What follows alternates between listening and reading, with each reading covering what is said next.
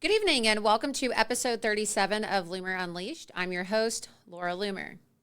This past weekend, Russia suffered one of the worst terrorist attacks in recent years. Late in the evening on Friday, a van pulled up to the Crocus City Hall venue just outside of Russia's capital, Moscow. When the doors to the van opened, 4 gunmen armed to the teeth emerged. As they approached the entrance, they shot everyone in sight. They barged into the sold-out venue and they continued the slaughter, killing 139 people before eventually setting fire to the building. As they fled, they made sure to capture some of their rampage on video to distribute as propaganda to the world. The violent graphic clips show the men shooting, cowering civilians, and then slicing the throats of dying victims and then setting the auditorium seats ablaze. In the immediate aftermath of the massacre, rumors began to swirl as people speculated who could be responsible for orchestrating the attack. A lot of people were wondering, right? Who's behind this barbaric attack?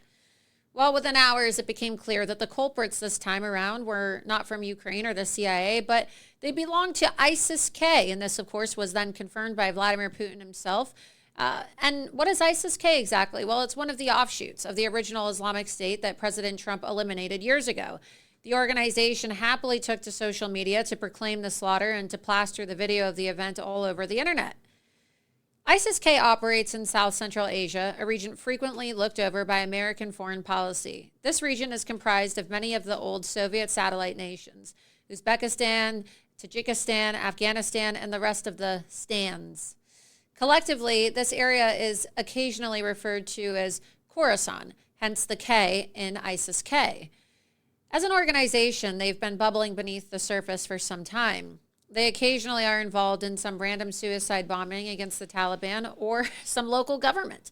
Other times, strangely, they will happily work alongside the Taliban to wipe out a common enemy, right? A little bit of a enemy is my friend going on there.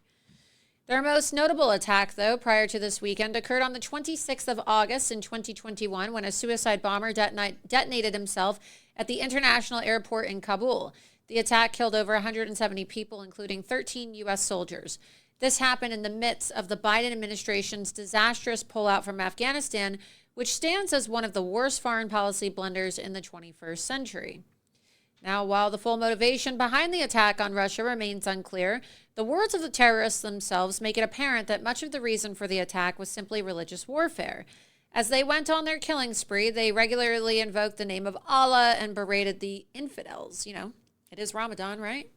This should come as no surprise because this same motive has been behind many Islamic terrorist attacks over the year. You see, they derive a deep hatred for Westerners and for the modern world from their religious zealotry.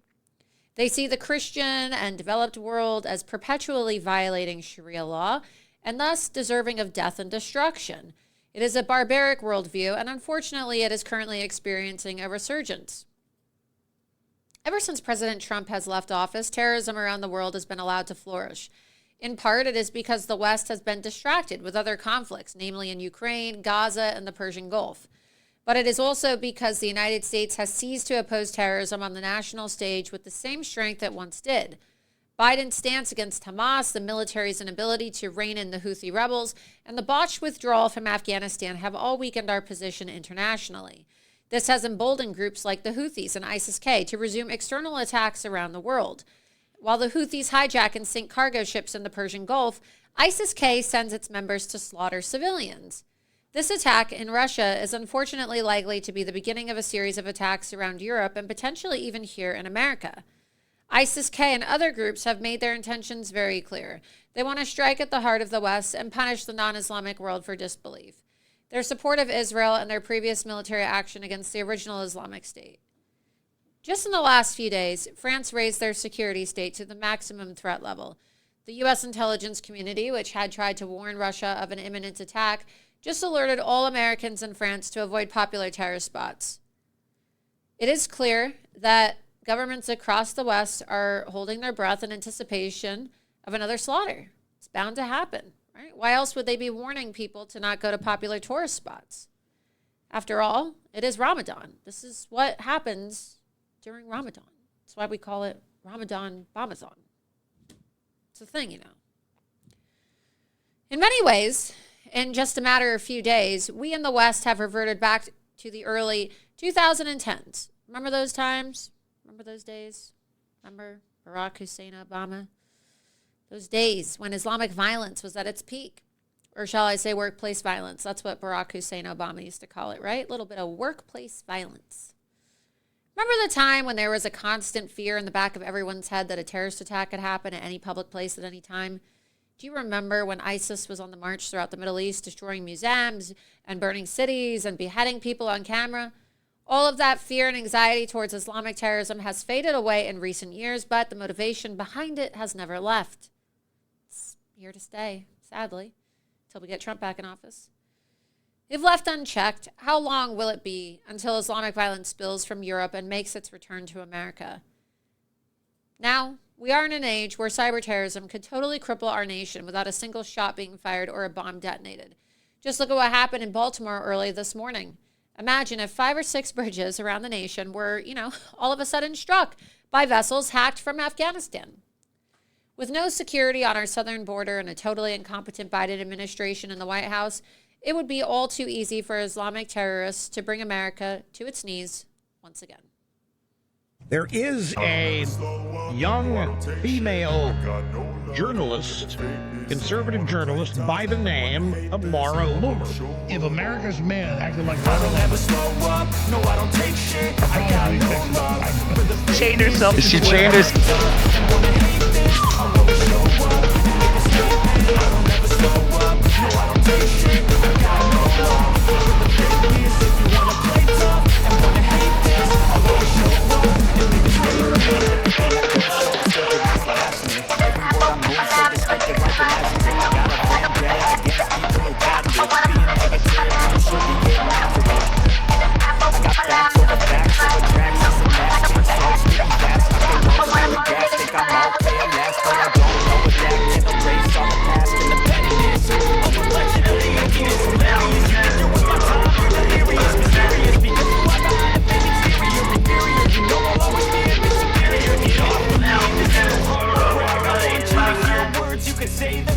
Well, good evening, and thank you so much to all of you who are watching tonight.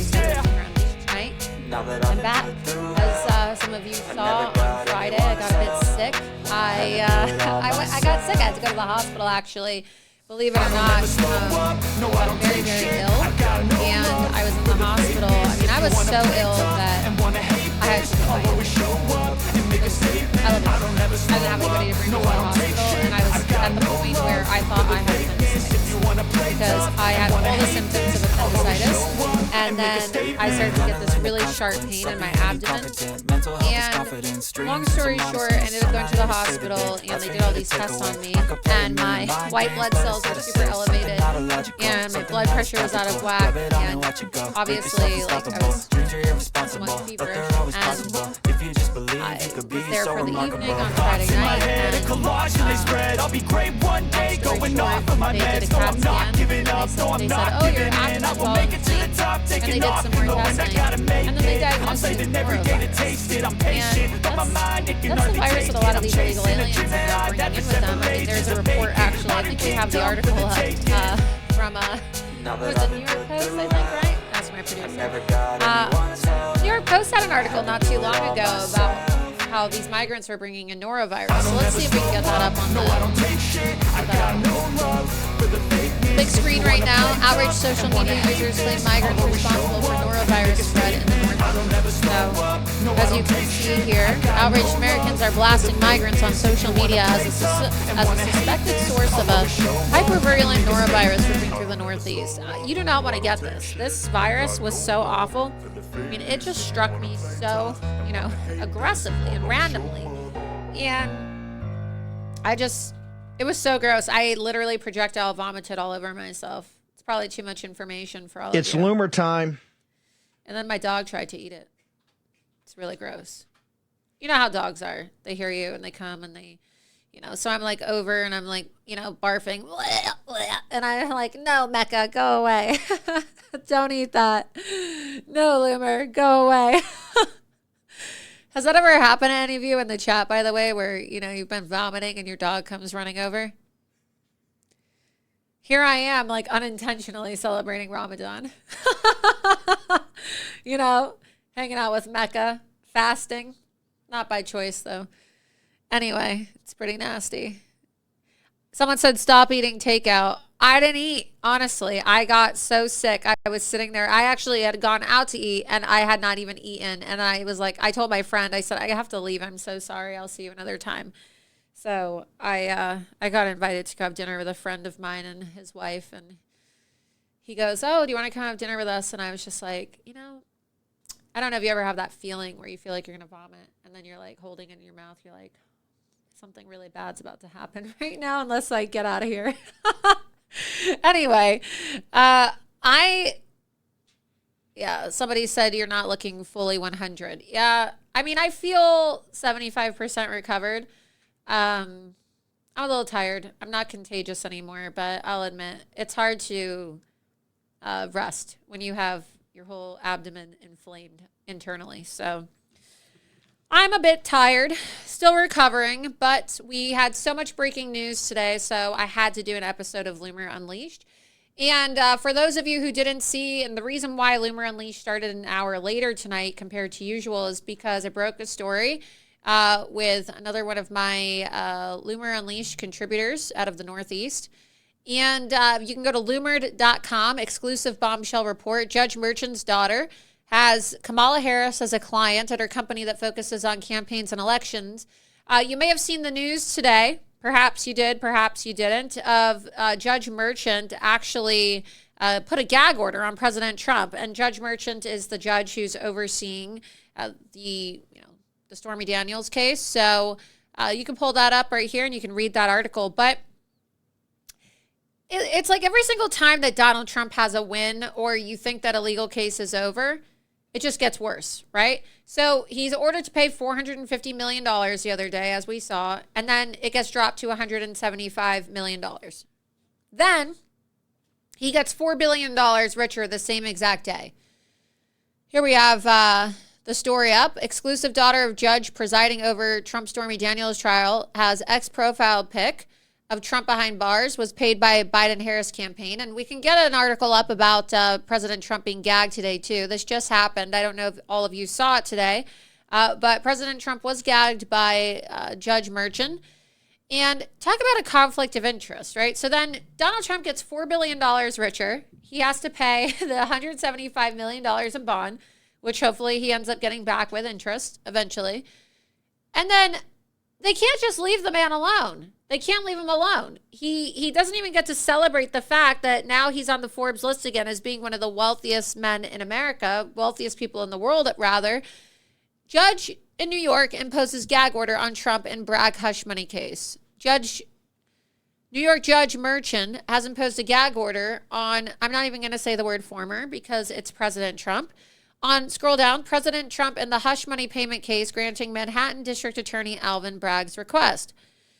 Merchant issued the order against the 2024 GOP presumptive presidential nominee on Tuesday, pointing to his prior extrajudicial statement saying they establish a sufficient risk to the administration of justice. Merchant ordered that Trump cannot make or direct others to make public statements about witnesses concerning their potential participation or about counsel in the case other than Bragg, or about court staff, DA staff, or family members or staff. Oh, really? So the judge is going to order that Trump can't talk about family members or staff involved in the case? Wow. I wonder why. Maybe it has something to do with the fact that, let's go back to my story now that we just had pulled up. Let's get another tab open. Maybe it has something to do with the fact that his daughter, Lauren, scroll down and you can see all this information. Here she is, Lauren Merchant, Judge Merchant, who is presiding over President Trump's New York City trial regarding the charges brought by DA Alvin Bragg, has a daughter named Lauren Merchant. Who's Lauren Merchant? Well, Lauren Merchant, if you go to Loomer.com, again, that is Loomer.com to read this story. She is the partner and also the president and part owner of Authentic Campaigns, a firm whose, quote, featured client list is including the Biden and Harris campaign. Also, she mentioned that Adam Schiff is one of the clients as well. Lauren Merchant's X account, known as Lauren M426, has a profile picture of President Trump behind bars in a jail cell. So scroll up a bit. You can see that. Okay, on Tuesday, Merchant placed a gag order on President Trump over his Truth Social post, highlighting Merchant's conflict of interest. This further proves President Trump can't have a fair trial in New York. Well, there you have it. Okay, so I uncovered her Twitter account, and you can see for yourself, right? Lauren426, that's her because she reposted. People will say, well, how do you know that's her account, Laura? She has 0 followers. Well, I'll tell you, because she works for this group, Authentic Campaign. She's the president, and it says, overwhelmingly excited to announce that Lauren M426 is being named a partner and part owner of Authentic Campaigns. They tagged her Twitter account.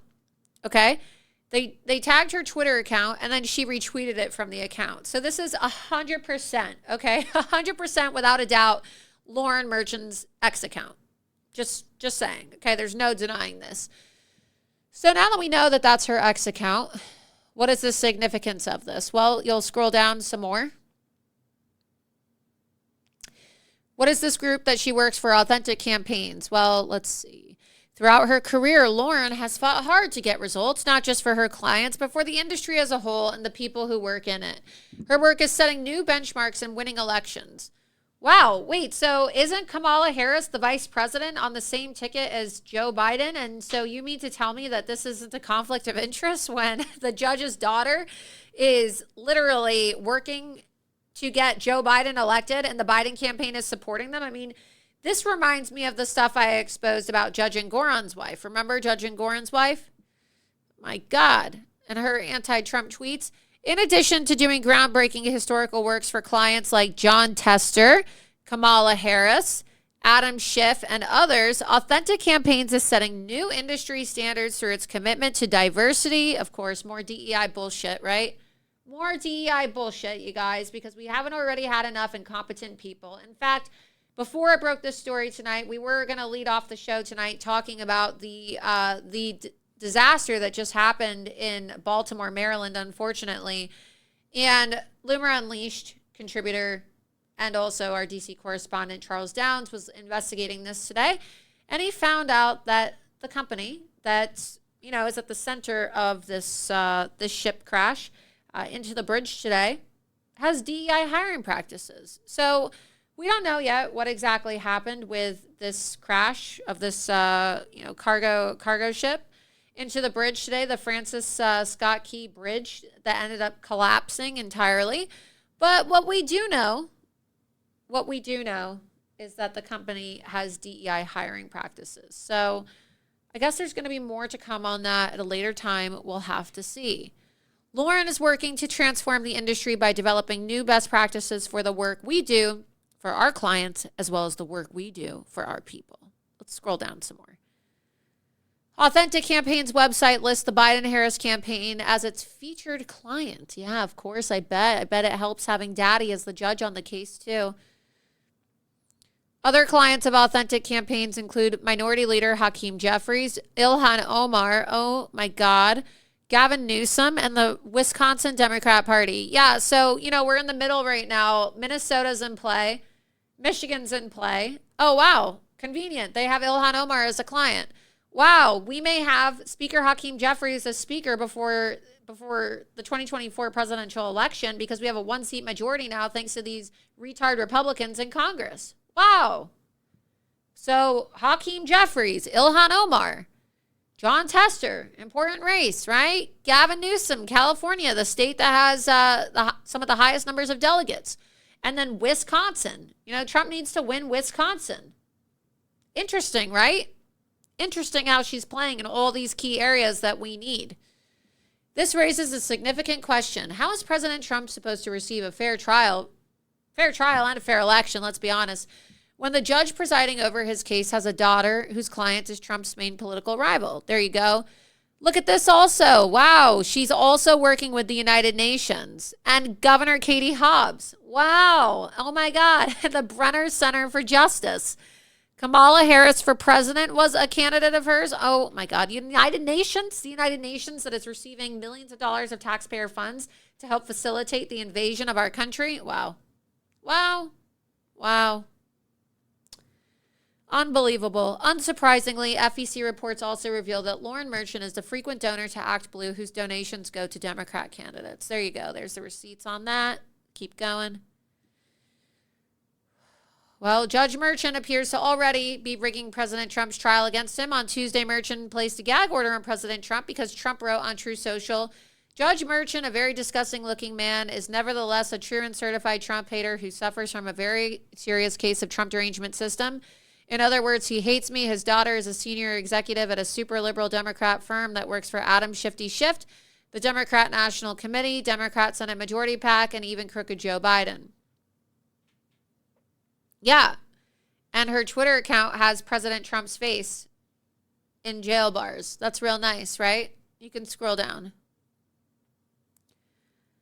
Trump also wrote, DA Bragg, working in close coordination with crooked Joe Biden's People campaign, has no case against me. He admitted as much when he first took office. In fact, he was furious that they were pursuing such a ridiculous case where there is no crime. All others in law enforcement had taken a pass, where reliance on a convicted liar and felon, Michael Cohen, is necessary, and where a dirtbag lawyer named Mark Pomerantz did things that were really bad. But if only they could get Judge Merchant, and they did, just like they did for other cases. So much for random choice. Judge Merchant should recuse himself. He cannot give me a fair trial.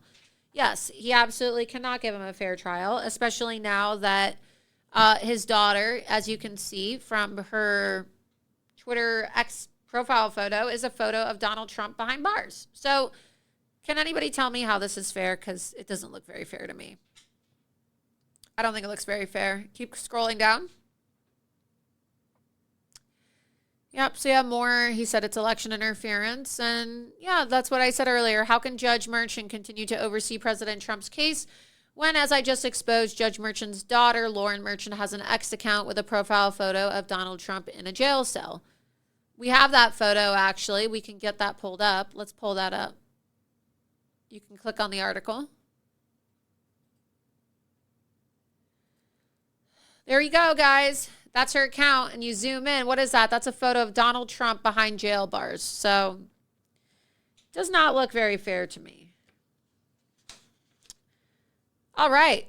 Well, also on True Social, let's go to True Social right now. Go to President Trump's account on True Social. Right before the show, President Trump actually posted. He actually posted my video again. So let's go to True Social, and you'll have to type in the account, actually, for Donald Trump. But anyway, Donald Trump actually shared, and we're going to pull that up right now, the ad that I made in support of his campaign again. And so it's really exciting because, it's great. It's great that President Trump decided to share. I'll send you the link, and you can get it pulled up. But in the meantime, over the weekend, before we go to President Trump's True Social account, how many of you in the chat, let's go to the chat really quick.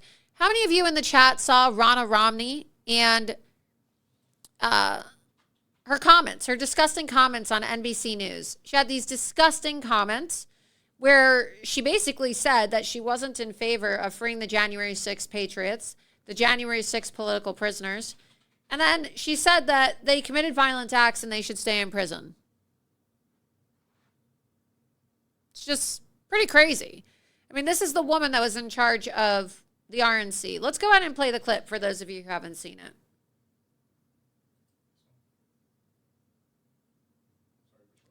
Yes, that's the clip. Go ahead.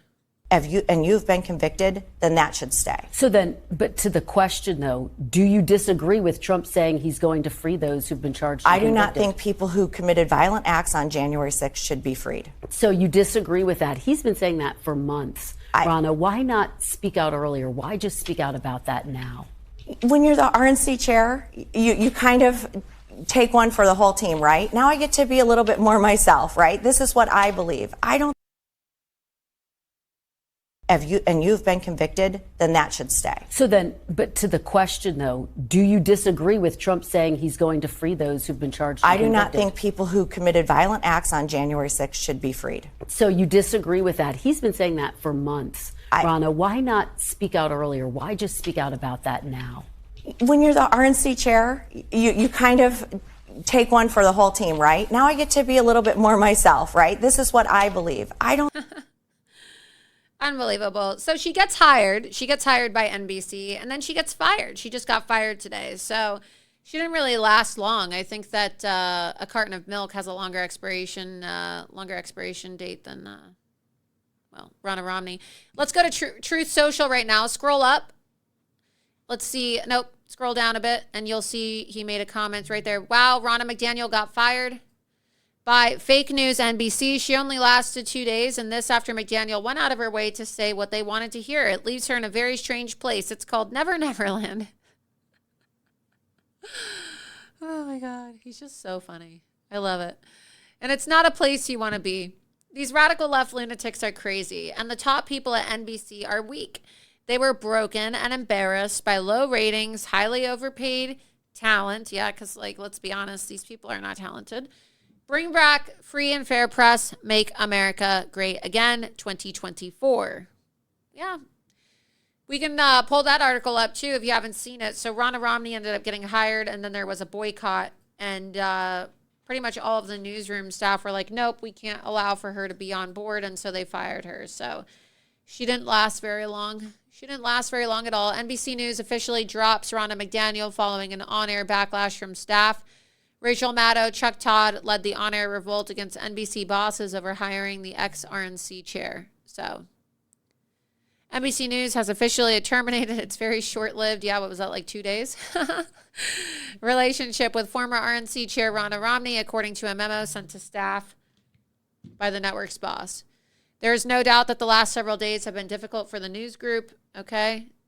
After listening to the legitimate concerns of many of you, I have decided that Ronna McDaniel will not be an NBC News contributor. Well, what do they say? NBC Universal News Group Chairman Cesar Conde. Conde acknowledged McDaniel's hiring had undermined the goal of, quote, a cohesive and aligned newsroom and offered an apology to his staff. So apparently, look, she's a rhino. She's a Democrat, basically. I don't understand how having another Democrat on the staff undermines your workplace environment, but whatever, right? I guess so. Let's go back to True Social.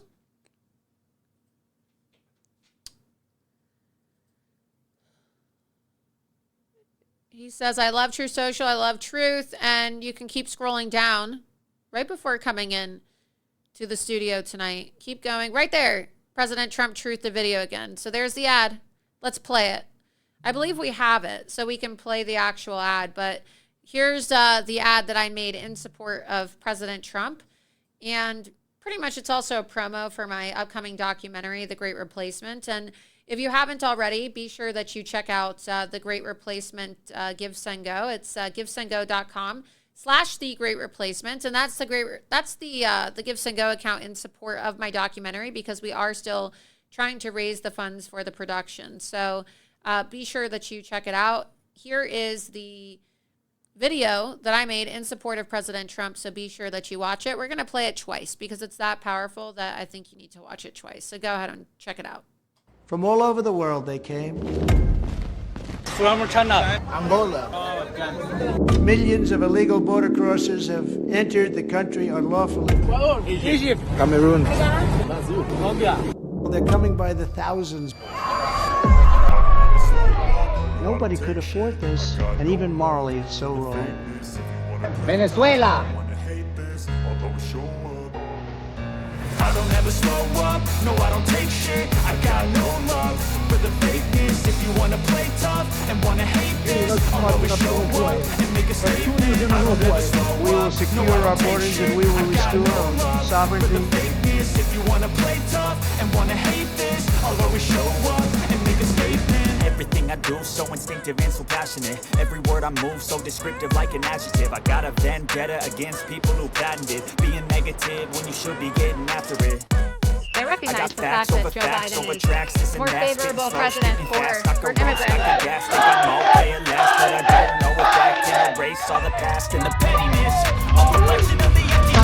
Biden, of course. Doing my time, you're delirious, mysterious, because you hide behind a fake exterior, inferior. You know I'll always be a bit superior. Get off of me, this ain't no humble brag. I want you to hear words you can say From all over the world, I want you to feel free from the chains that last. It was built to last. Millions of illegal border crossers have entered the country unlawfully. Cameroon. They're coming by the thousands. Nobody could afford this, and even morally it's so wrong. Venezuela. I'll always show up and make a statement. I don't ever slow up, no I don't take shit. I got no love for the fakeness. If you wanna play tough and wanna hate this, I'll always show up and make a statement. We will secure our borders and we will restore our sovereignty. I'm not here to save the day, that's for you to take away. I could play a million mind games, but instead I say something not illogical, something that is topical. Rub it on and watch it go, make yourself unstoppable. Dreams are irresponsible, but they're always possible. If you just believe, you could be so remarkable. Thoughts in my head, a collage in this red. I'll be great one day, going off on my meds. No, I'm not giving up, no, I'm not giving in. I will make it to the top, taking off and knowing I gotta make it. I'm saving every day to taste it. Biden, of course. It can hardly take it. I'm chasing a dream that I've had for several ages of vacant. Modern kingdom for the taking. Now that I've been put through hell. So I love it personally. I think it's a great ad, obviously. I mean, it's a great ad, right? It's the footage. A lot of the footage of it is from my recent trip to Panama and the Darien Gap, and it's great. It's really great that President Trump shared it again. So it's real. Let's look at some of the comments on True Social. I want to see what some of the people are saying too. Well, we'll check in a bit, but basically, he posted it a few days ago. And I think it's very effective because we're being taken over. I saw a story today, actually. It was so sad. An illegal alien in Michigan actually killed a woman in a carjacking gone wrong. There was another story today about how $53 million worth of debit cards is going to be dished out for illegal aliens in New York City.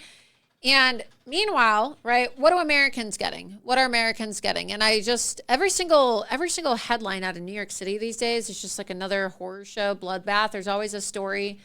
I don't know about you. Maybe you can comment in the chat, let me know. But doesn't it feel like every day there's another story in the media about an illegal alien or a gangbanger from Venezuela or, you know, somebody here illegally murdering an innocent American? Here we go. This story came out today. Illegal immigrant allegedly kills, allegedly. Yeah, allegedly. She's dead, okay? She's dead. I mean, like what? What do you think about that, Cannon? What is that? What does that even mean? Allegedly? Like, what? How do you allegedly kill somebody? Or how do you allegedly die? I mean, what? This is just so insane. So now they're trying to deny that people are actually dead. Like, I can't help but laugh at the insanity of the media. Illegal immigrant allegedly kills Michigan woman, and it's not even a funny story. It's just really awful. It's really awful. But what's so funny is that, you know, we can't even say murder now. We're not allowed to say illegal alien anymore. It's so out of control. Scroll down. Let's see what happened here. An illegal immigrant from Mexico, of course, has been accused of killing. Accused? Like you killed her or you didn't kill her? Of killing a 25-year-old Michigan woman in a drunken carjacking attempt, right? I think you would know if he was the one that committed the carjacking. He's awaiting arraignment on an open murder charge, according to a report. Ruby Garcia was found dead with apparent gunshot wounds on the southbound lanes of US 131 about 11:40 p.m. on Friday. Although Michigan State Police have not released information about a suspect in custody, he was identified by the Midwesterner as Brandon Ortiz Vite, a 25-year-old illegal immigrant from Puebla, excuse me. Scroll down before. The connection between Ortiz and the victim was unclear. He's currently in custody. That's all we know as of right now. And he is and was here illegally, said Ruby Garcia's sister, Mavi. So, really sad story there. Here's the original story. There we go, from the Midwesterner. So, here we go. He was also arrested at age 21, and now he's 25. Guess he's another one of those nice guys, right? Just another one of those people coming here to get a better life, right? Better life. Really nice guy. He's a what? Yeah, he's a good doctor. You got your mic. We finally got our mic. We finally got our producer mic set up, so now you guys get to meet Cannon. Yeah, he was just on his way to be a doctor. He was on his way to class. He was on his way to be. The girl's car got in the way. Her car got in the way. Yeah. What do you think about the New York Times, right? The New York Times the other day trying to make it, Ayoub, the Somali, right? Is he on his way to be a doctor? No, he's on his way to be a politician, right? That's what he said. He said that he wants to be in American politics. Yeah, he was looking forward to that until he ran into Laura. Then he regretted. He said he was talking to me. Because I ambushed him, according to the New York Times? Yeah, it was a surprise attack. Yeah, I ambushed him, right? But just the way that there's just more sympathy these days in the media for illegal aliens or actual murderers who are illegal aliens than the victims. It's awful. You see it with Laken Riley and Joe Biden apologizing for saying illegal alien. Nancy Mace, who was just on the show the other day, is running against a woman who apologized at a campaign event for calling illegal immigrants illegals. And then she, illegal aliens. She said, "Oh, immigrants, I'm so sorry. Immigrants, undocumented immigrants." Yeah, okay. There really is just a real sickness in our country, but I don't know. I think that it's really going to backfire on people. I really do think that this is all eventually just going to backfire tremendously on the Democrats because it's one of those issues that isn't going to discriminate. Like if you're a Democrat and you're struggling in this country too, you're going to get really pissed off if you see illegal aliens receiving money when you and your family are struggling. So it's one of those issues that it's going to transcend beyond party lines, and you're going to see that immigration is going to get a lot of people out and about.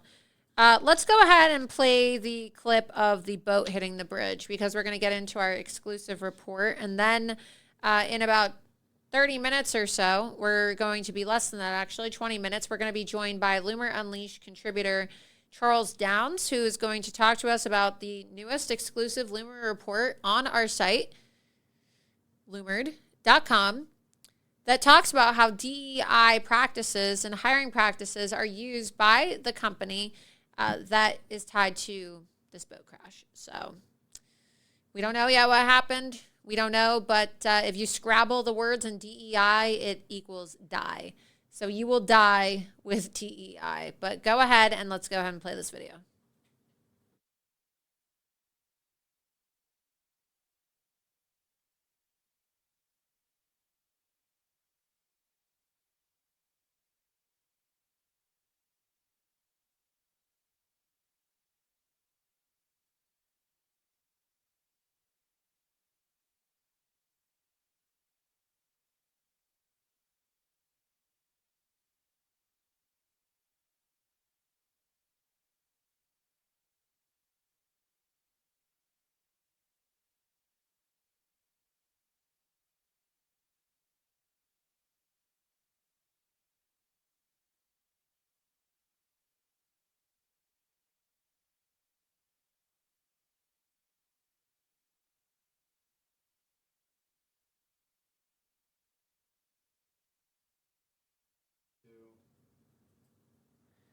Really shocking, tragic video there. I think we have another angle too that we can play, but I mean, this is just really so horrific. I mean, think about all those cars there. It's terrible to see. That is a really, really sad thing, because think about all those people. Do you know how tragic, you know how scary that must have been for people that were on that bridge, and then all of a sudden the bridge just fell and they went crashing down? That is horrific.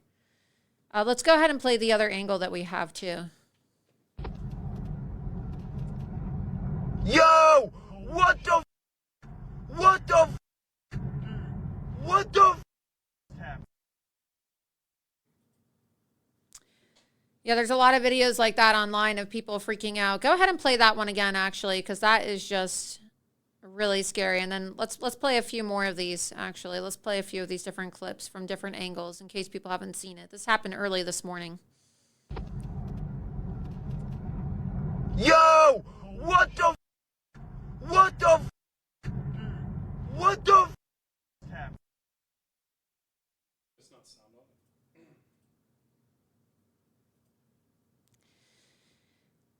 People are wondering how this happened. How does this happen? Is it a cyber attack? Was it intentional? We don't know yet, right? But one thing is clear is that under Joe Biden, our infrastructure in this country is deteriorating rapidly. And things like this didn't happen when Donald Trump was in the White House.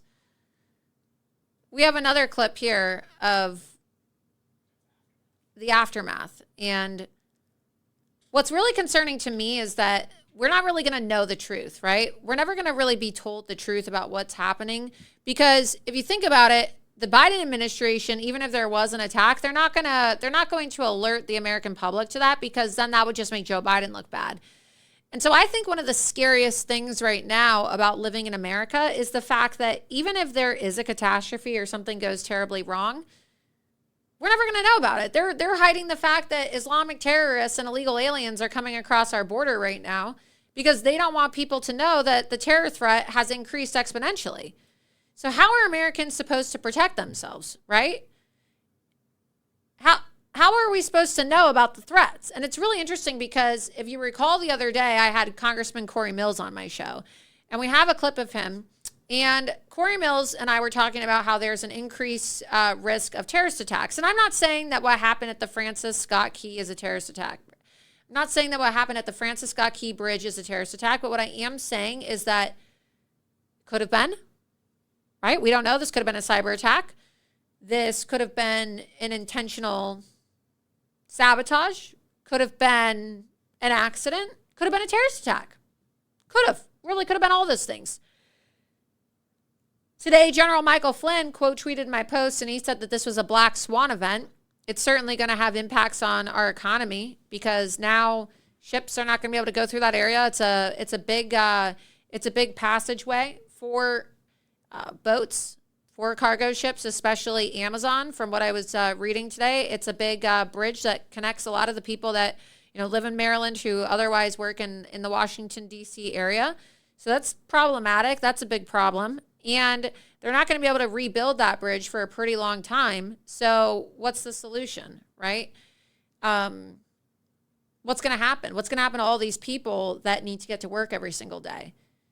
I don't really feel confident in Joe Biden and Pete Buttigieg's answers that they gave today during their pathetic press conference. But go ahead and play this other clip as well, because this footage is pretty shocking.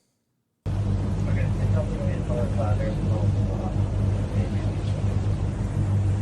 copy that. That's the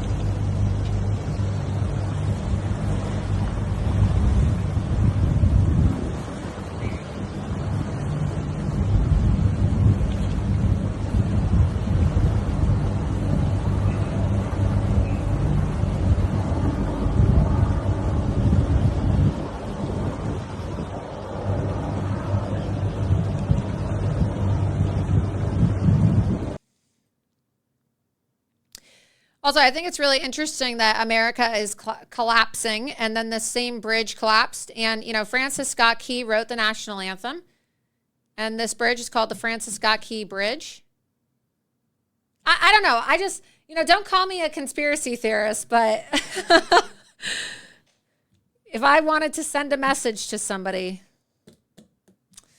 maybe I would destroy or collapse the Francis Scott Key Bridge. I don't know. What do you guys think in the chat? What do you guys think? You think it's a coincidence? Like the fact that there's people that want to destroy our country, and I don't know. Am I reading into that too much about the name of the bridge and, you know, just the symbolism of a collapsing country and a collapsing bridge? I don't know. It's a metaphor for what we're watching right now. It's a metaphor for the collapse of our country. We are watching the collapse of our country. Everything is coming down. And it's interesting, too, because this boat is tied to... We're going to get Charles on to talk about this, too. Maybe Charles can connect early. Maybe we can get him on early because I don't want to steal his thunder, right? He's going to be coming on and talking about this, but... It is really interesting that the ship was tied to Singapore, and it just makes you wonder as well, like, was this a message? Was somebody intentionally trying to send a message to our country? There's just so much symbolism around this bridge collapse. It really bothers me, but we're going to go ahead and play some footage too from the press conference today. I made a comment online earlier that I got a little bit of heat from. I said, oh, here's a press conference. I said, Joe Biden's going to be delivering remarks at 12:30 from the White House. Maybe he'll tell a sob story about his son, how his son, Beau, died on the Francis Scott Key Bridge. Because every single time that Joe Biden tells a story, it's like, oh, I know how you feel. My son died in Iraq. It's like, no, he didn't. I know how you feel. My son died in Afghanistan. No, he didn't. He had a brain tumor, Joe. What do you mean? Oh, I know how you feel. My son died on the bridge. I was just expecting him to say it today, right? Because every single time that he tries to relate to people, that's what he does. So let's go ahead and play the footage today from this pretty ridiculous press conference. At about 1:30, container ship struck the Francis Scott Key Bridge, which I've been over many, many times commuting from the state of Delaware in our train or by car. Been in Baltimore Harbor many times. Wait, what did he say? He said by train? Go ahead and play that again. He said he's traveled over the bridge by train. There's no train tracks on there. Go ahead and play it. This is another Biden gaffe. Go ahead. At about 1:30, container ship struck the Francis Scott Key Bridge, which I've been over many, many times commuting from the state of Delaware in our train or by car. Been in Baltimore Harbor many times. He's traveled by train many times over the bridge, you guys. Never had train tracks. Oh, did he say Scott P. Bridge too? Go ahead and play it again. Did he? At about 1:30, container ship struck the Francis Scott Key Bridge, which I've been over many, many times commuting from the state of Delaware in our train or by car. Been in Baltimore Harbor many times. Well, Joe Biden has said that the taxpayers are going to be paying for the reconstruction. He said the federal government is actually going to be paying for the complete reconstruction of the bridge. Well, would have been nice, right, if we could have had some Republicans elected in Maryland. Would have been real nice, right? Because it's the Democrats there that didn't really want to invest into infrastructure. And, you know, people have been talking about this for a long time. Obviously, this was a really tragic incident. And, you know, generally speaking, boats don't generally smash into bridges. But people have been talking about how there's going to be collapses of bridges and buildings in Baltimore for a long time now. It's a talking point every single election season because the infrastructure there is so bad and so much of it is rusted. So it's definitely a problem. But we're going to start seeing things like this from around the country. And I think we have another clip as well. Let's see. We have another clip from the press conference today. Go ahead. It's my intention that federal government will pay for the entire cost of reconstructing that bridge, and I expect the Congress to support my effort. This is going to take some time. The people of Baltimore can count on us, though, to stick with them at every step of the way until the port is reopened and the bridge is rebuilt. You know, we're not leaving until this job gets done. Not leaving until then. So I just want to say God bless everybody who everyone harmed this morning and their families. And may God bless the first responders, many of whom risking their lives.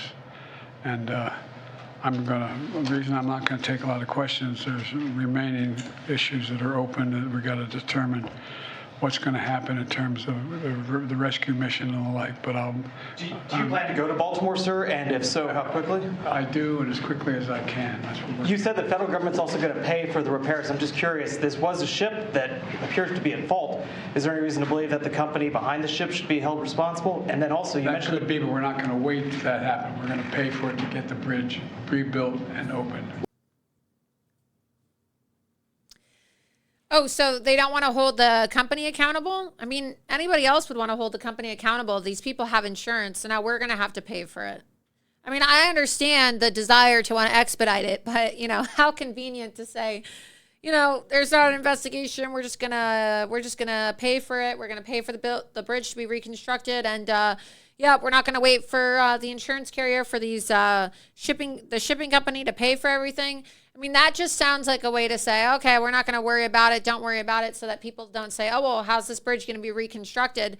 We want to know what happened, right? This is not normal. And you see that the power must have gone out on the boat as well, because you see the lights flickered for a while as well. So definitely very concerning to see what's been going on. We have the clip actually from my interview with Corey Mills the other day when he was on Loomer Unleashed, and we were talking about potential terrorist attacks. And Corey Mills said, watch out for bridges. Let's go ahead and play this clip. It's Ramadan right now, and a lot of people don't want to admit that we have been infiltrated. Perhaps you can speak to this, and maybe you can't because perhaps it's classified information, but have you received any briefings in Congress that suggest that we are going to be attacked in this month of Ramadan here in major American cities with the growing threat of Islamic terrorism with our open borders? Well, I've not been necessarily briefed on that, although it has been a threat that has remained high. I have been saying for a long time it's not about if, but when. And we certainly have an uprising of these Islamic extremists who are coming into our country. We have over 178 countries that have crossed our borders. And this is something that we went overseas to combat for decades, and yet we're allowing them to come right through our borders and threaten us here at home. So again, this is one of those failed strategies and policies. It's not having remained in Mexico, not having Title 42, not allowing our CBP and ICE agents to do their job as they did under President Trump is making us less safe. And I think that I'm not saying this to be fear monger, to be a hyperbolic, but I think that we'll see another 9/11 style attack that's attempted on a ground level, maybe in a subway, maybe at a tram station, things like this, because they'll understand the pressure and combustion capability within there. But I'll tell you, I'm certainly concerned because we're allowing these people who absolutely hate America to come in. And let me just say one more thing. When Joe Biden did what he called greatest airlift operation ever from Afghanistan, 70+% of the people he had on that aircraft had never even been vetted, had done biometrics. So he's also importing people directly here who could have had direct links to ISIS Khorasan, to Haqqani Network, to the Taliban direct. So there is a lot of little cells that are going to pop up that we need to be concerned with. And I look at places across the country that would be a potential threat and a potential risk. And certainly Michigan, right across the border, is one of those that pops up in my mind.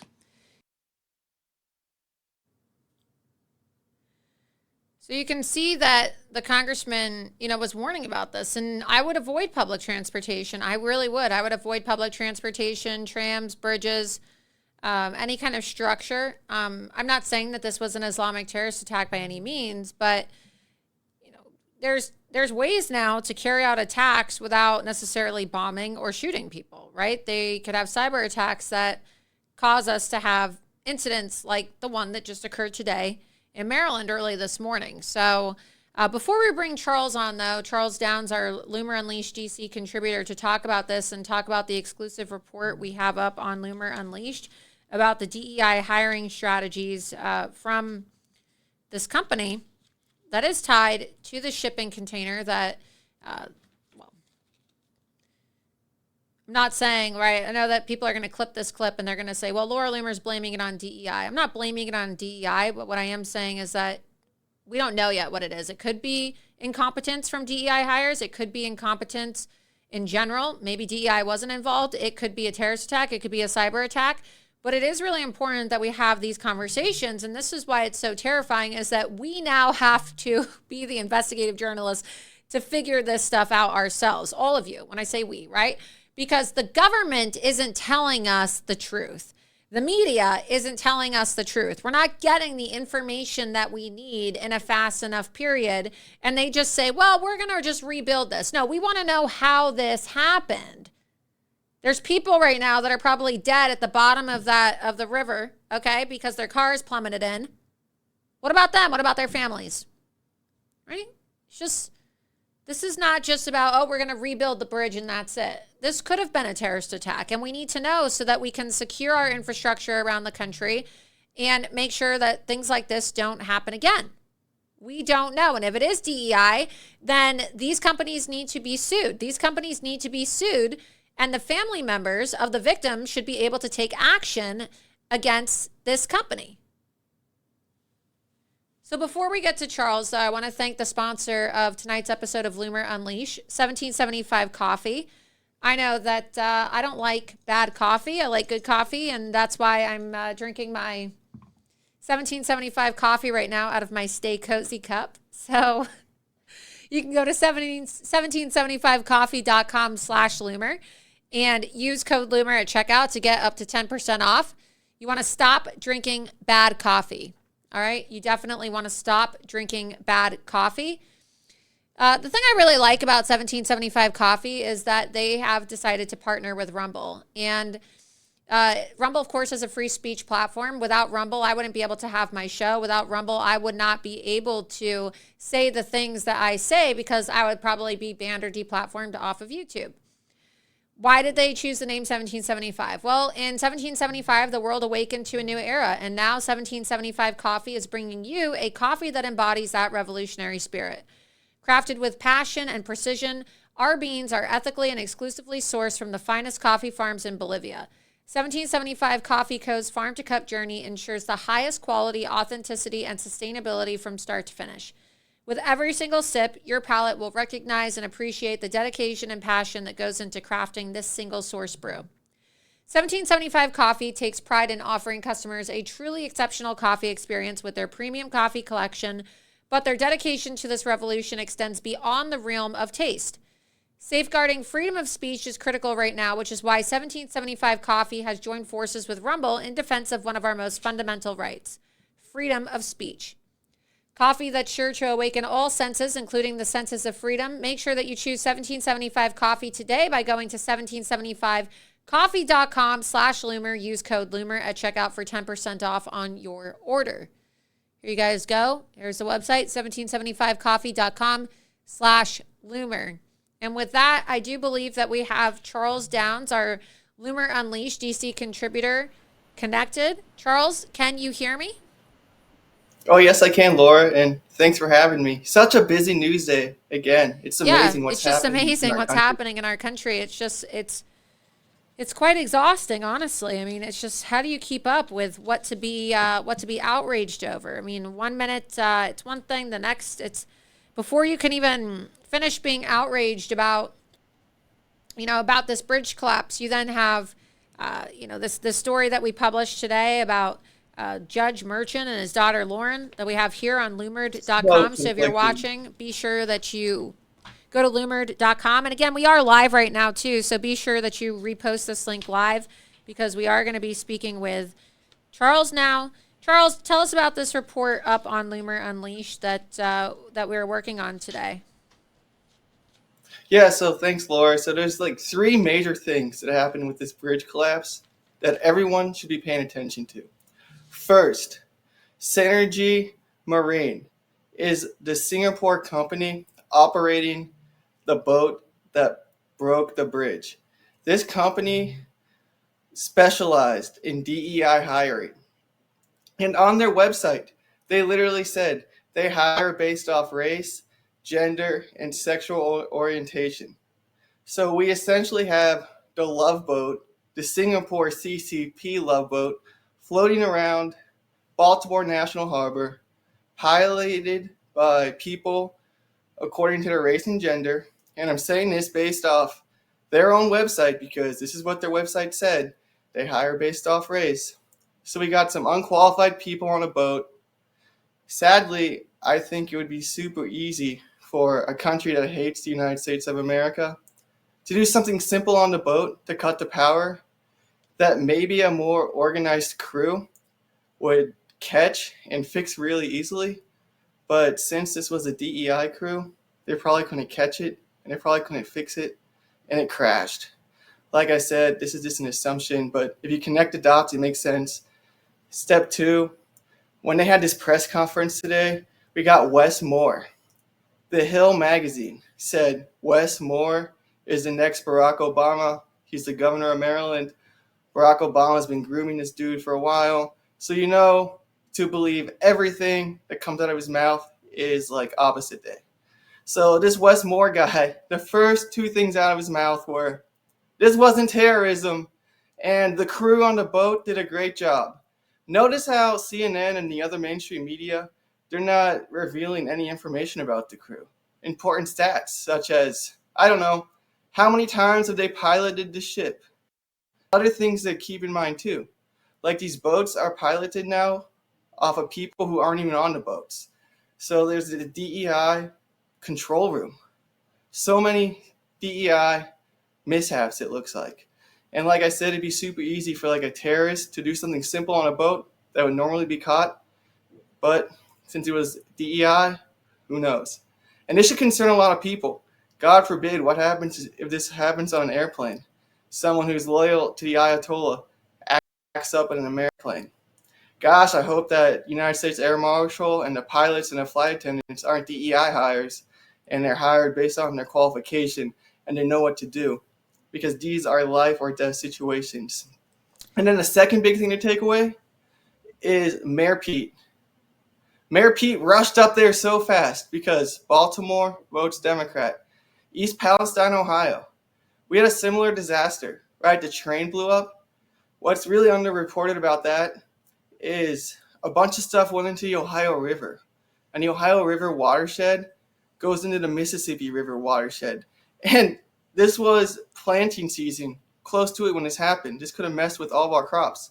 But that wasn't important enough for Mayor Pete because, you know, Ohio votes Republican, so he's not going to go up there and fix it. And then third, Joe Biden said the American taxpayers are paying for their bridge. Yeah, we played that clip. Has plenty of money. They should pay for the bridge. You know, if an American boat wrecked a foreign bridge, we'd be apologizing for our racism and giving them triple the money. But no, we're going to pay for Singapore's mistake. No, the CCP, which basically runs Singapore these days, has messed with America enough. They owe America tons of money, and President Trump's right. China should be giving America reparations. And that's an understatement. So that's kind of what's happening with this bridge. It's pretty crazy. Well, I'm going to read too. It says, according to Synergy Marine Group's website, and perhaps we can get this pulled up too so that people can see it in real time. Issues related to diversity, quote, issues related to diversity are a high priority at Synergy. We will continue to attract, hire, and also retain a diverse workforce because that is a key source of good ideas, and talented applicants will be drawn to work with us. But hiring for diversity alone is not enough. We want to ensure that our employees can bring their full selves to work, that they can belong in the fullest sense to the community inside the organization. So apparently having skills isn't important or as important, but in their own words, they said that they want to retain a diverse workforce. So I don't really think that the family members of the people that are dead at the bottom of the river right now give a shit about their little diversity quota if this turns out to be human error. If this is not a cyber attack and it's not a terrorist attack or something more sinister and it really was somebody who, you know, decided to completely, I guess we should say, you know, fuck up in a grand scheme. Well, That's a problem, just like you said. So where's the accountability? It's like Joe Biden is shielding accountability. He's shielding these people from being held accountable. You're absolutely right, Charles, that if an American boat were to slam into and, destroy a foreign bridge and kill a bunch of foreigners, right, somewhere around the world, it would be an international incident. It would be an international incident, and it would be an absolute diplomatic crisis. But for some reason, we're just expected. We're just expected here in the United States to just say, well, it's all right, right? This foreign ship's going to come in. It's going to kill a bunch of Americans. Joe Biden doesn't care about life. He doesn't care about American lives. We've seen that in the way that he gave a response today, the way that he and Pete Buttigieg responded to this tragedy, the way that they respond to the murders of American citizens by illegal aliens, the way that they respond to our open border and the fentanyl crisis, the way that they respond to the growing terror threats, the way that they respond to October 7th by encouraging Israel to have a ceasefire instead of fighting for life, the way that they don't choose to fight for the hostages, the way that they won't go and rescue Americans trapped in Haiti. You have to have Corey Mills, who was on our show last week, go do the job of the federal government. I mean, are you absolutely kidding me? This is just another example of how Joe Biden is allowing foreigners to keep America on a leash like a dog. Like a dog. That's what we are. We're being dog walked right now around by the CCP.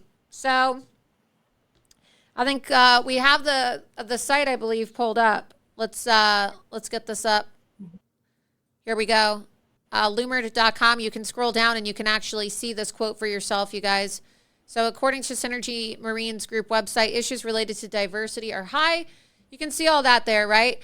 All right, scroll down. Synergy Marine Group statement on DEI ends with, quote, although diversity can be created through deliberate hiring practices, inclusion may not automatically follow. We want our entire workforce to appreciate and show sensitivity to the cultural and any other differences that exist in our teams, as well as among the people we interact with in our daily business. We strive to create an environment where everybody feels like they belong. And then if you scroll down, they have this pretty queer photo. Scroll up. Inclusion and collaboration, the power of people connected. So you have one white woman. And I say that because, again, right, like part of diversity and inclusion is supposed to include white people too. But it seems to be that, they don't want to have white people. And if they do, they only have one white person. And then you have what appears to be some kind of Pakistani looking guy, some kind of Southeast Asian looking woman. I don't know. I don't know what all these people are, honestly. So I don't know. But my point is it's a what? It's a love boat, you said? It's the love boat. Yeah, it's a love boat. It's a love boat. Races, genders. It's a love boat, you guys. Baltimore. It's a love boat where nobody's racist and everybody gets along, but you might die. Because if you scramble DEI, it's die. DEI equals die. That's what people need to understand.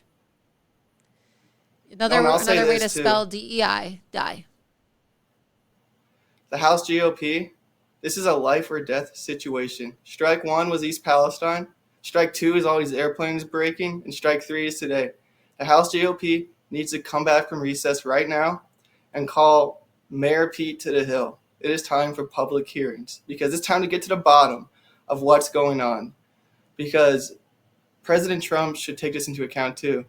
He should guarantee that he will issue regulations on the first day, and I think he'll do this, and he agrees, of his presidency, that force companies, travel companies like boats, ships, cars, rails, not to hire on DEI. This is dangerous. This is life or death. The House GOP needs to come back to town right now and subpoena Mayor Pete and drag him and his husband and whoever else Mayor Pete wants to drag with him. Are they going to drag their baby? The little baby that they had? Didn't they have a little baby and he went on maternity leave too?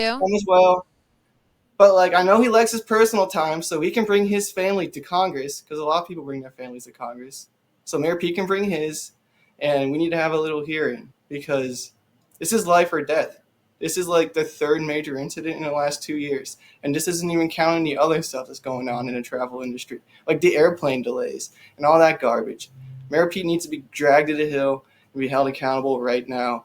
And Congress needs to come back right now and do this because, God forbid, we can't allow something like this to happen again. Our infrastructure is literally destroyed. This bridge, like y'all been talking about, it connects the north and the south. Now trucking can't go through the Baltimore tunnel. And I want to go through the Baltimore tunnel either. It's a disaster. But now trucks have to go around. And you can't go around off I-95 through these towns. So have you been over this bridge? You've gone over this bridge before, right? Yeah. I used to live in Philadelphia and have to come down to DC sometimes. So like I'm actually very familiar with the Baltimore tunnel and that bridge and all of I-95 actually, because I had to go up and down all around. But yeah, that bridge was actually really safe looking. So it's kind of shocking it fell. And what's really interesting too is if you listen to Wes Moore and the mayor of Baltimore, they both are like, wow, we never imagined in a million years this bridge would fall down. And that's really eye-opening. And you can hear it, in my opinion, in their voice. They're genuinely shocked the bridge fell down, meaning that boat hit the bridge at the perfect location and the perfect part. And what's really interesting, too, is this bridge was hit by a boat in 2004, and it, like, broke a little, but it didn't fall. And bridges over the bay, like the bays here in the Mid-Atlantic, are very, very strong. They're very large. They're very safe. Like you're up and like really high up in these bridges. I'm describing it to people who've never been out to the Mid-Atlantic, like how tall these bridges are. And you feel really safe on them, even though there's literally hundreds of cars on them. So it's amazing that this bridge just fell, meaning this boat hit it at the exact perfect location, which makes the whole thing really, really suspicious and really terrifying because what's going on, it's either there's something really sinister happening and these DEI hires are making it easier to happen, or these DEI hires are messing up and they're messing up so badly they're hitting these bridges at the exact perfect location. Either way. Right. I mean, it's interesting how it hit the support structure, right? The support structure. I mean, it just seemed a little too good to be true, right? I mean, how does something like that happen? General Flynn today quote tweeted my post, and he said that the Key Bridge collapse was a black swan event. And he said, quote, black swans normally come out of the world of finance, not military. The standard operating procedures for all U.S. ports, harbors, and bays that transit commerce and military activities are supposed to maintain an incredible level of discipline, rigor, and awareness for these very type of events to not occur ever. Yet here we are. There are harbor masters for every single one of these transit points in America that are in charge of assuring the safety of navigation. So that's the thing, like where apparently there's supposed to be somebody that was escorting this ship, right? Escorting this ship. So where were they?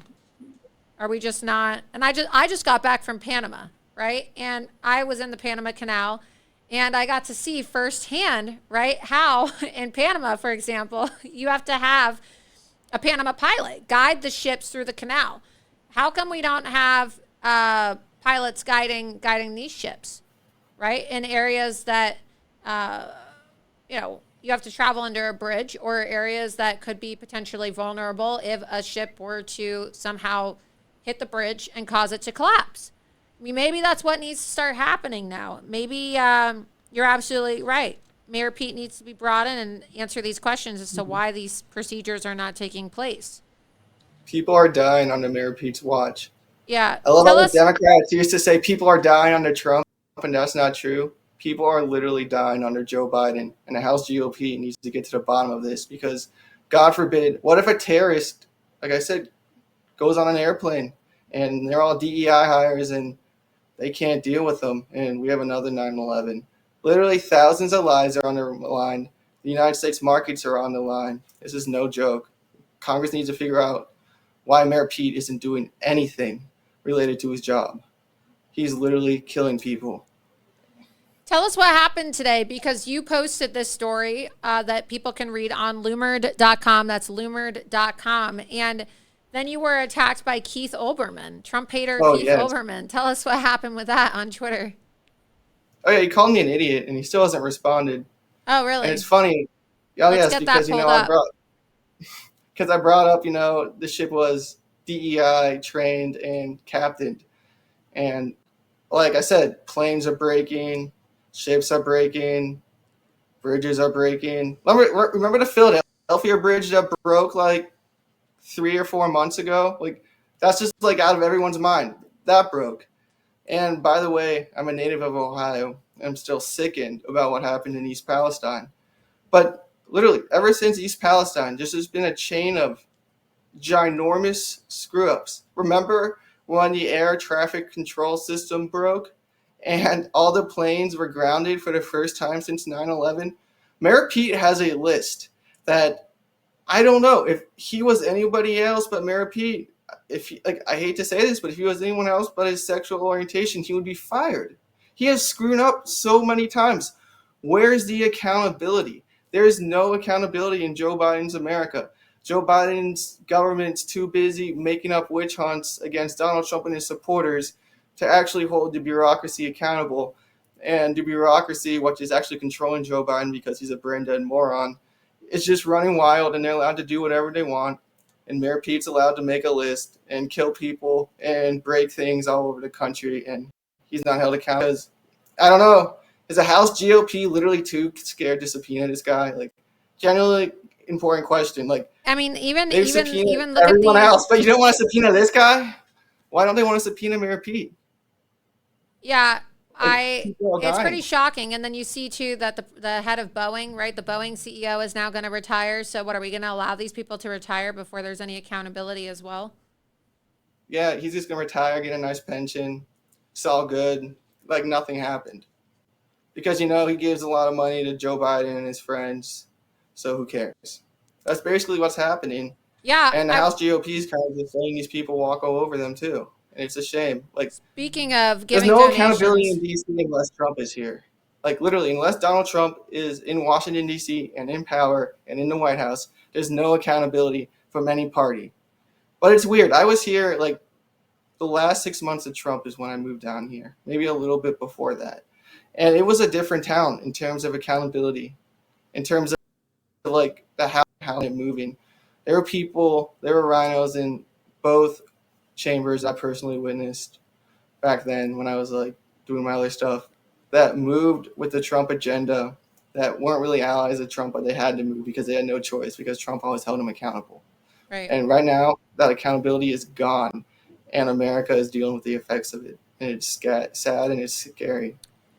Speaking of donations to Pete Buttigieg and radical Democrats and Joe Biden, I want to get your take, Charles, on today's JFK, his RFK Jr. event, actually, where he talked about JFK, talked about his wife extensively. He talked about his family.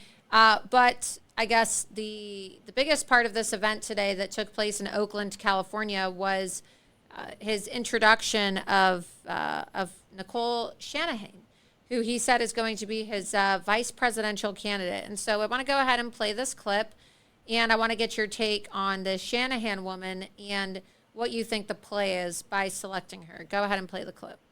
I'm so proud to introduce to you the next Vice President of the United States, my fellow lawyer, a brilliant scientist, technologist, a fierce warrior mom, Nicole Shanahan.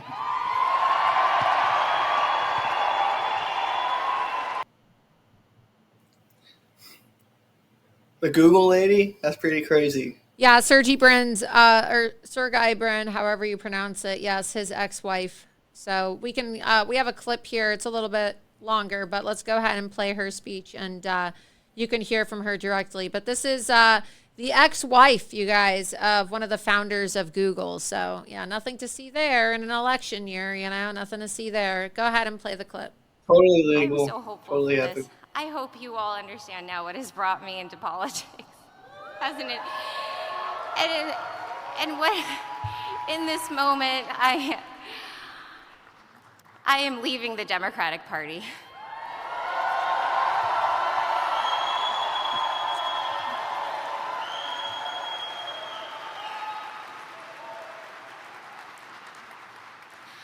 And I want to say two things about that.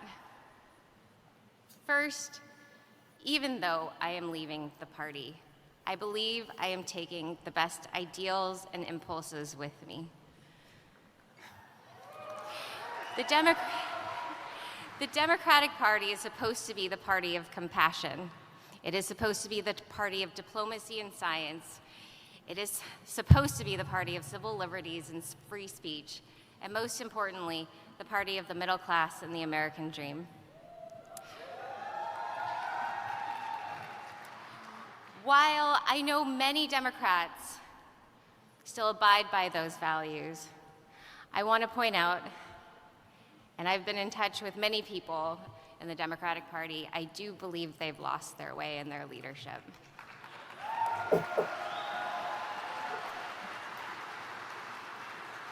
I worry for the party's overwhelming interest in elitism, celebrity, and winning at all cost. And I worry that they do it even if that means turning a blind eye on the issues that they all know to be true. I know this because I've been in those circles for the last 8 years, and I have grown increasingly tired of it.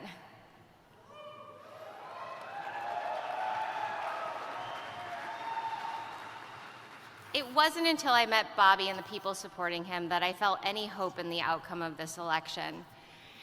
As I've re-examined my Democratic Party assumptions, I have seen conservative voters with new eyes too. I have met farmers, I have met hunters who are some of the most staunch conservationists I have ever met, who understand ecosystems better than most. I have met mothers protecting their children who are taking every possible avenue for their health. And yet the Republican Party, like the Democratic, is letting them down because the actions of the party are diverting from the values that actually support individual freedom.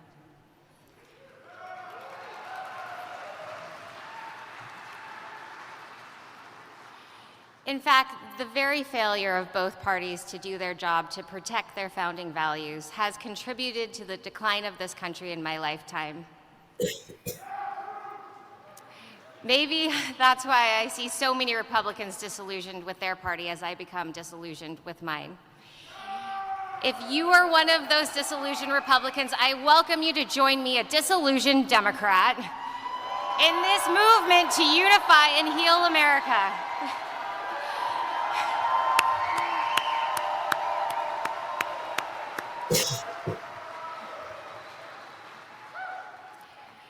This independent movement comes at a time of extreme division in America that threatens to tear this country apart. Yes, let's fix it. It is time for a realignment. It is time, as Bobby Kennedy says, to focus on our unifying values rather than our divisions. And so if anyone is listening who never considered an independent ticket, I want to extend the same invitation to you that my friend did to me last year. Please listen to Bobby Kennedy in his own words. Take a look at his vision for America. It is a vision that I share too, as I spend the next 7 months of my life getting him on each and every ballot in this country.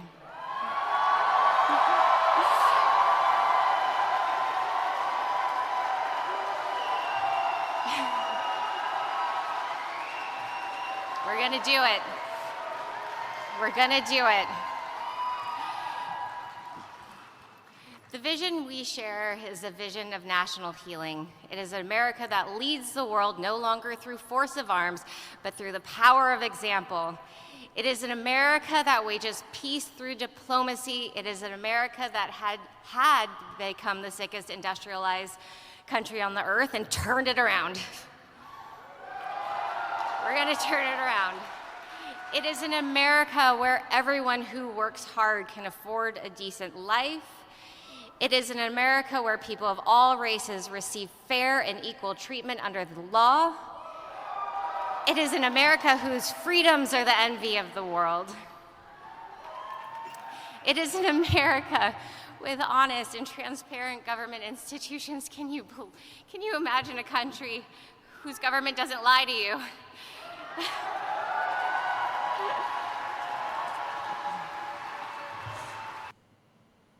What do you think about that, Charles? Nah, I love how the Google lady was talking about not being elite, having a government that doesn't lie to you, as Right. Google is literally lying to you. And then to top it all off, she said she's going to pay and spend all her time to get RFK Jr. on all the ballots. Well, in reality, if RFK Jr. was really hurting the Democrats, the Biden DOJ would shut down Google so fast. The Google lady was running around with her Google money to put Joe Biden on all the ballots. I mean, RFK Jr. on all the ballots. No, RFK Jr. is obviously a deep state plant. And then she's talking about free speech, and she's like, oh, you know, I left the Democrat Party because it used to be the party of free speech. It's like, yeah, your ex-husband is the one that is partnering with the Democrat Party to help, you know, implement algorithms. I mean, we could go to Google right now. Go to Google right now, actually, and go type in, or, you know, use another browser, whatever you want to do, Google, Brave, whatever, and go type in right now, Google algorithm anti-Trump, right? Or type in something, Google algorithm anti-Trump. Let's just try that. Go up. Trump says Google is biased against conservatives. Here's how search actually works. Okay, go back. Go back on the article. Go back, scroll down. How Google interferes with its search algorithms. Scroll there. And changes your results. The internet giant uses blacklists, algorithm tweaks, and an army of contractors to shape what you see. So what do you think about that, Charles? I mean, like I said, it just proves that RFK is in the pocket of Joe Biden and the deep state because Google controls the Biden White House. So Google wouldn't be pulling this stunt. I know they're divorced, but hey, maybe this was in like their divorce agreement. Like, hey, you got to go be RFK Jr.'s running mate and go plant this election because like what you've talked about, I agree. What they want to do is create a contingent election like what you talked about where no one gets 270 votes and that means Congress picks the president. So congratulations, the House GOP and the Democrat friends will be selecting the next president of the United States if no one gets 270 votes. And all RFK Jr. has to do is win like Wisconsin and Michigan or like Pennsylvania and Wisconsin or Wisconsin and Arizona or any one of those states. Or if you can somehow win a red state, that's all he has to do. And no one gets 270. And then Kevin McCarthy's pals, you know, Kevin's not there anymore, but we've all seen what's going on. Kevin's messing around in House races right now. Why are you seeing Kevin's messing around in GOP House races? Because Kevin McCarthy wants his people in charge. Because maybe him and Frank Luntz aren't broken up anymore. Remember, when we were in Iowa, Frank acted like they broke up. But since Kevin's reappeared and trying to get power again, I think they might be back together. They might have made up good for them. But Kevin McCarthy, I think, is messing around in all these House races like Nancy Mace's because Kevin McCarthy wants his people with Frank Luntz. So then if RFK Jr. blocks anyone from getting 270, Kevin then has his people voting for president of the United States. And they can pick whatever moron they want to pick. And that's what they're trying to do. They want to have a contingent election, as we've reported extensively on Loomer Unleashed. RFK knows he's not going to be president. He doesn't want to be president, you know? That's why it's so funny that he's like, oh, you know, I'm going to be president, the next vice president. No. He's strategically targeting certain areas so that they can have a contingent election. That's what he wants. He wants a contingent election. That's exactly their goal. And, like, I wonder who they would vote in, too. It would be someone terrible. Maybe Kevin McCarthy himself. Kevin McCarthy and Joe Manchin. Or Joe Manchin and... And if people don't know what a contingent election is, they can go to loomer.com. We have this article up on the site since January. RFK Jr.'s candidacy is designed to create a contingent election. And you can scroll down and read that. Loomer exposed... Keep going down on the article that the American Values 2024 PAC, it's a PAC supporting RFK Jr., shared a post about RFK Jr.'s end goal and how it's to have a candidate create a contingent election. A contingent election occurs when no candidate reaches the required 270 electoral votes needed to become president of the United States. The United States Congress picks the next president in a contingent election. Efforts to use RFK Jr.'s candidacy to create a contingent election seem vast. As Loomer previously reported, that state of Nevada records show Michigan GOP Chair Christina Caramo is president of unauthorized. Yes, look, I mean, we exposed a lot of this stuff, and you can see if you scroll down, You can see there I posted. As you can see, if you open that tweet, the super PAC that was created, American Values 2024, to help get Robert Kennedy elected, is openly talking about their plan. Let's open up that tweet, actually, if you want to click that, to block Trump and Biden from getting to 270 so that there can be a contingent election. They even admit that a divided Congress would select the POTUS and the Senate selects the VP. And I said, honestly, RFK Jr. is a fraud. This guy claims to be anti-uniparty, but he wants our uniparty Congress to decide who the next president is. That makes RFK part of the uniparty as far as I'm concerned. If he wanted to stop Biden, he would have run as a Democrat, but he has run as an independent to allow our radical Congress to select the next president by having a PAC spend millions of dollars to give him ballot access in key states with the largest population. His goal is to win 15 electoral votes to block Trump and Biden from getting to 270. By their own admission, by the way. Scroll down. It's time to start exposing Kennedy and his officials. Okay. Scroll down and you can even see here, click on the third photo right there. The next one. That one above. This is from an article, and this is a direct quote from the PAC. We believe that Kennedy can get to 270 electoral votes and win the election in November of 2024. He has the best ideas, the best arguments, and the best policies. And as we get closer to the election, we are confident that voters will abandon the uniparty and support Robert F. Kennedy Jr.'s independent candidacy. Kennedy can win with as few as 15 electoral votes by blocking Trump and Biden from obtaining 270. Okay, so if you block Trump, right? If you block Trump from getting 270, that doesn't mean you win. So his idea of winning is to have a contingent election. That's what he means when he says he's going to win the presidency. Because then Congress, right, if we go down this continued path, we may get Speaker Hakeem Jeffries before the end of the 2024 election. Make sense? So if we get Speaker Hakeem Jeffries and the power of balance of power, excuse me, okay? Long day. I guess my brain is scrambled from getting norovirus, right? The balance of power is then shifted, which means that if the Democrats then control the House, which is likely to happen now that we have a one-seat majority and we're just one retirement away or one heart attack or one stroke away from Speaker Hakeem Jeffries, okay? Then the Democrats will have more leverage as it relates to Congress picking the next president. That's what happens. Nobody really knows about this. It's not a conspiracy theory. This is actually in the Constitution, believe it or not. We have some more notes here. Chloe Cockburn, the director of Shanahan's Foundation, is part of the Open Philanthropy, which financed Event 201, the 2019 pandemic simulation. It is also mainly funded by Facebook co-founder Dustin Moskowitz. Interesting. What do you think about that, Charles?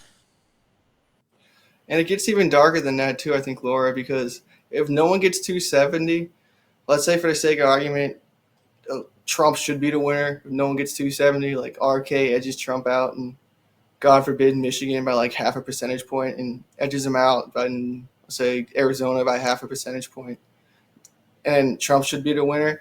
What they could do too is, I think they could pass a resolution saying, oh, Trump's an insurrectionist. He never should have been on the ballot. So they would pass that. And this is, keep in mind, Democrats win back control of the House, hold the Senate. They pass that, and then they pick the president. So they could forever not, it could be like a 1-2 punch. They could knock Trump out forever, and then they could steal the election. And I think that's what they're aiming to do. And that's RFK Jr.'s whole end goal.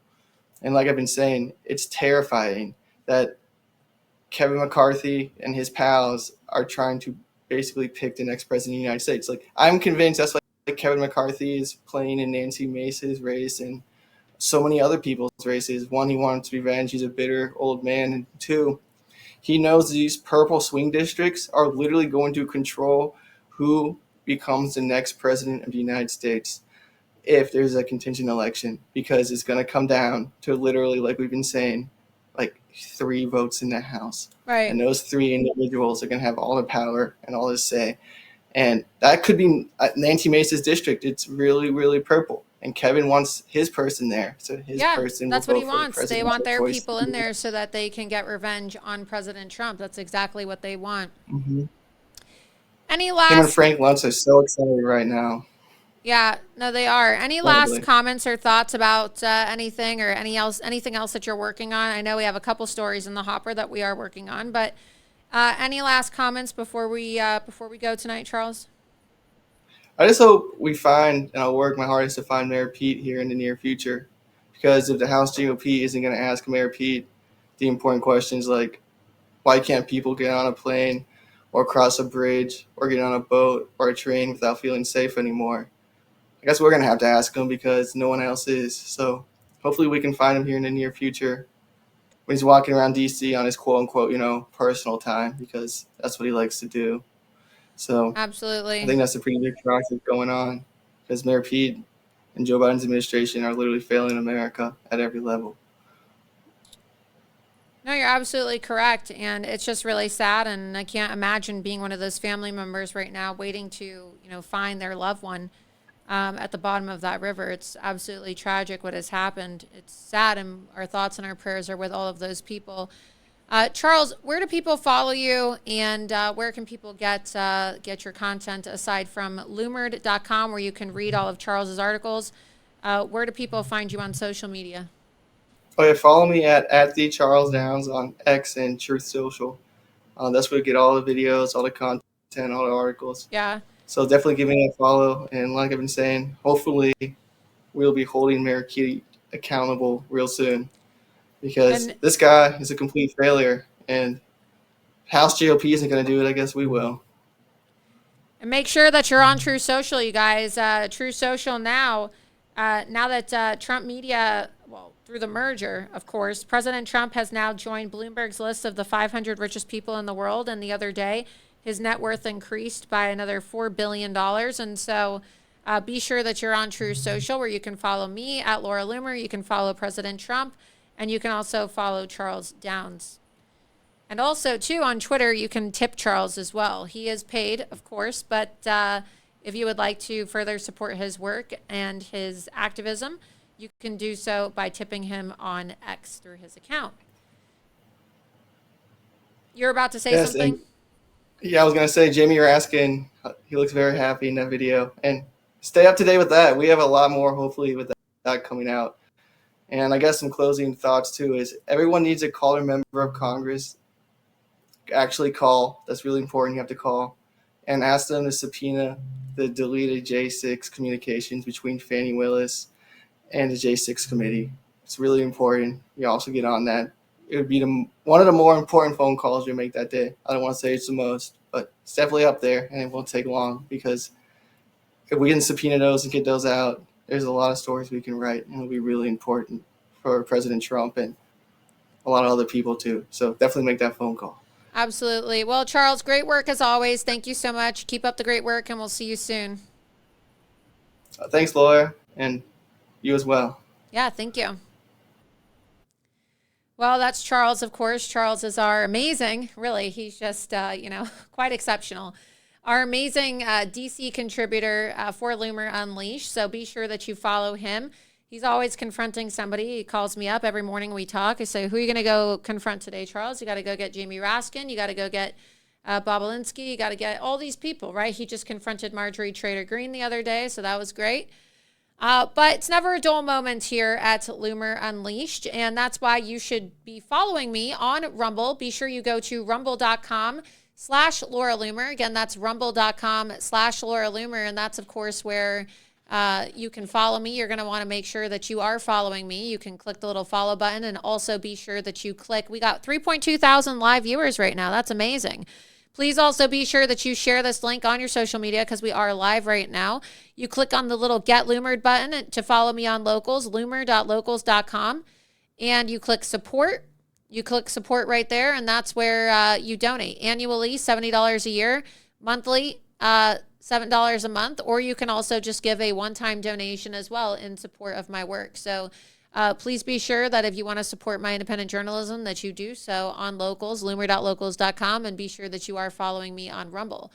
Also, be sure that you go to the loomerreport.com, loomerreport.com. This is my news aggregation site, and of course, this is where you can support my work.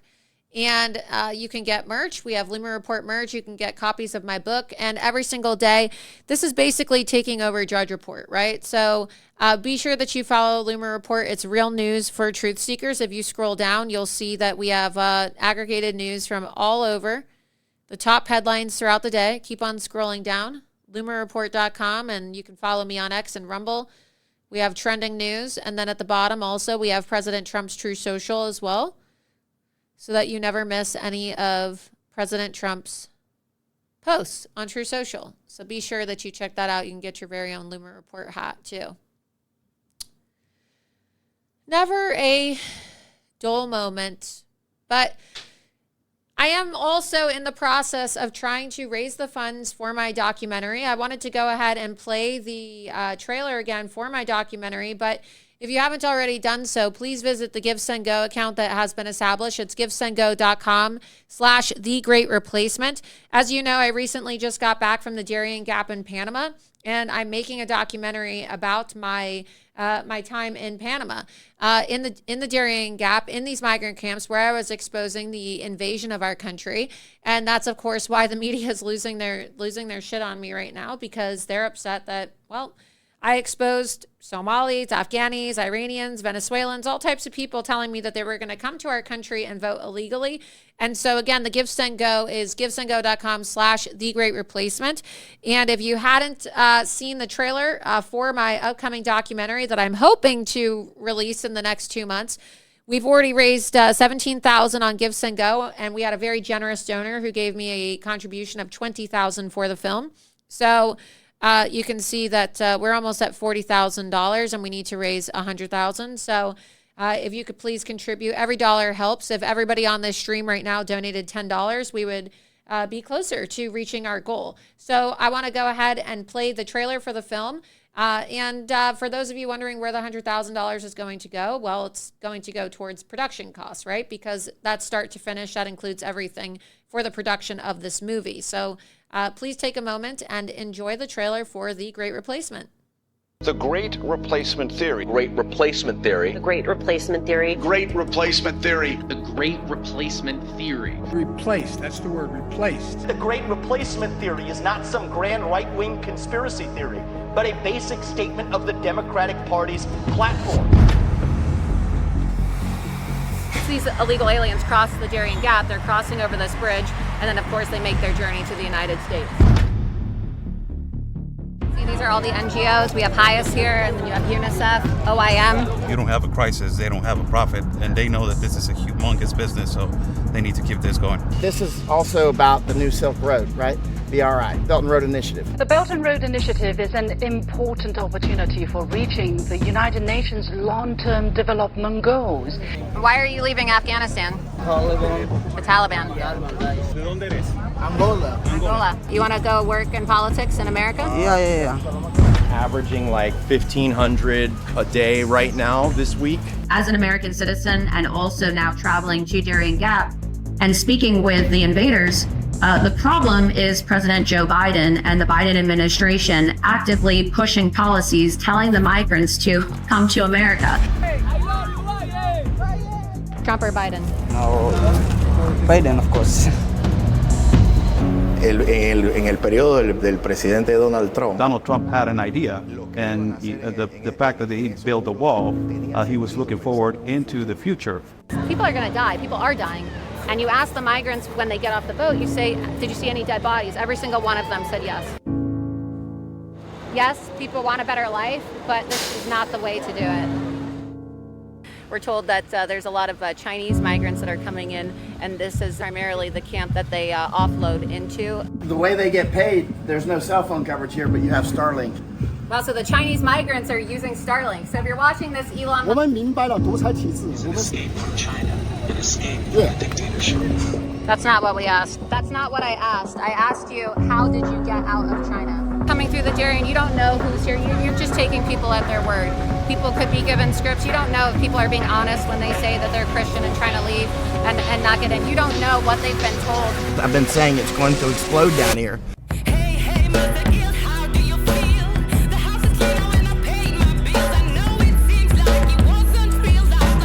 Why are they promoting diversity in the Embarra village. NRC and the UNHCR on the bottom of the sign. Let's move a little bit because they're getting a little bit agitated. It's weaponized migration. It's a demographic warfare. Okay. I mean, it's demographic so the great warfare. replacement, essentially. Oh, yeah.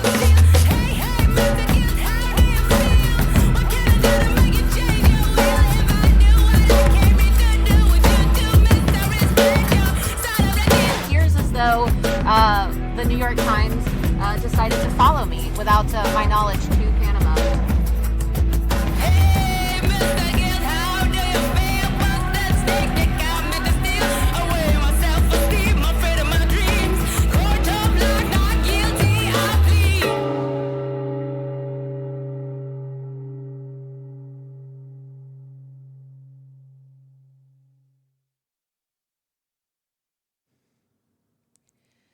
So again, that is the trailer for my upcoming film, The Great Replacement. All the footage in that film is from my recent trip that many of you supported to the Darien Gap, where I spent 10 days with my producer and Michael Yon and several others exposing the invasion of our country. So if you would like to support that, please go to givesendgo.com/thegreatreplacement and make a donation tonight. We have different tiers. I know that people can afford different donations, but, you can give 5, 10, 15, 20, right? $100 if you want to. Donations of $150, you'll get a movie poster. That's the movie poster on the far right corner right there.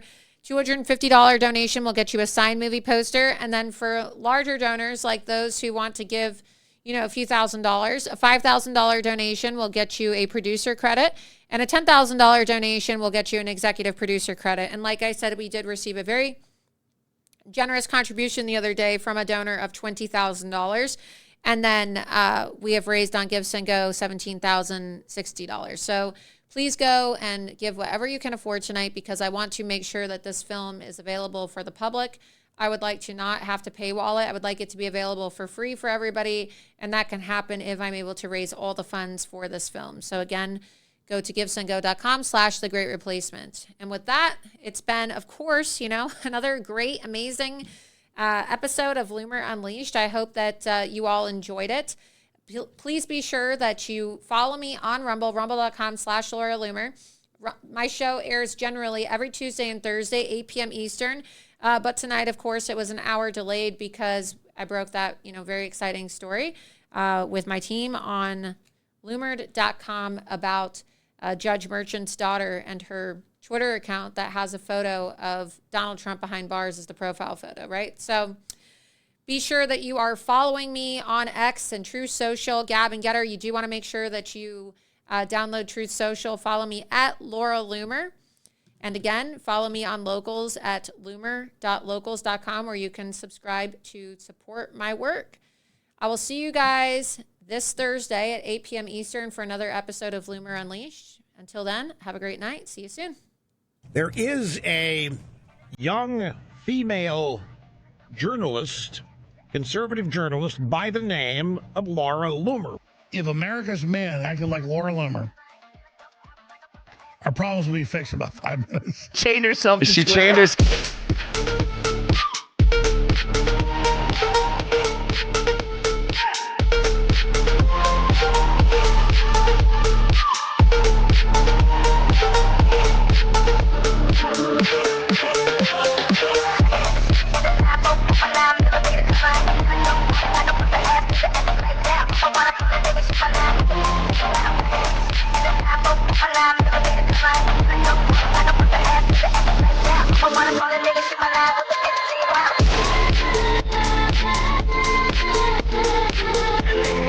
Well,